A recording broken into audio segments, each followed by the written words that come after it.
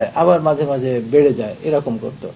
তো এরকম করে মাঝখানে ওই ডিমের ব্যবসাটা নিছে, আমি জানিও না প্রায় 1.5 বছর আগে উনি 1000 ডিম 9500 টাকা দিচ্ছে, আমি জানি না, এই দিয়েই যাচ্ছে। এটাতে অনেক লাভ হয়, পার ডিমে 1.5 টাকা করে, আমাদের প্রতি 2 দিন পর পরই 1000 করে ডিম লাগে।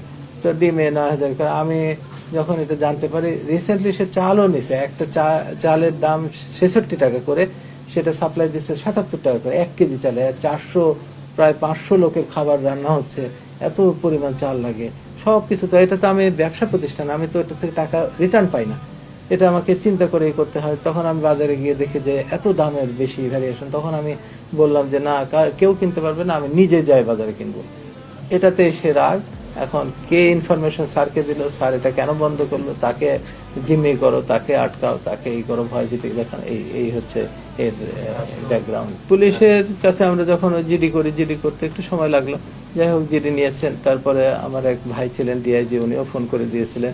তো পুলিশ ব্যাপারটা কেমন যেন মনে হয় যে ওনারা যখন কালকে আসছেন, আপনার একটা চিত্র তুলে ধরে যে এখানে 60-70 জন সন্ত্রাসীর মতো এরকম চেহারা চেহারা, ভালো না, এরকম নেশাগ্রস্ত দেখতে, একেবারে বিভিন্ন ধরনের কাজ করছে। ওসি সাহেবের সঙ্গে কথাও হলো, উনি বললেন যে আমি ফোর্স পাঠালেন, কিন্তু ওনারা তো ভয় পায় মনে হয়।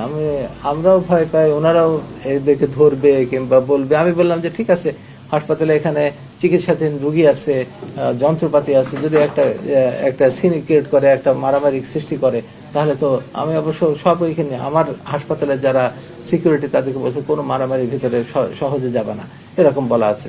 যাই হোক, আলহামদুলিল্লাহ হয়নি। আমি বললাম যে ওসি সাহেব, আপনি ওনাদেরকে নিয়ে যান।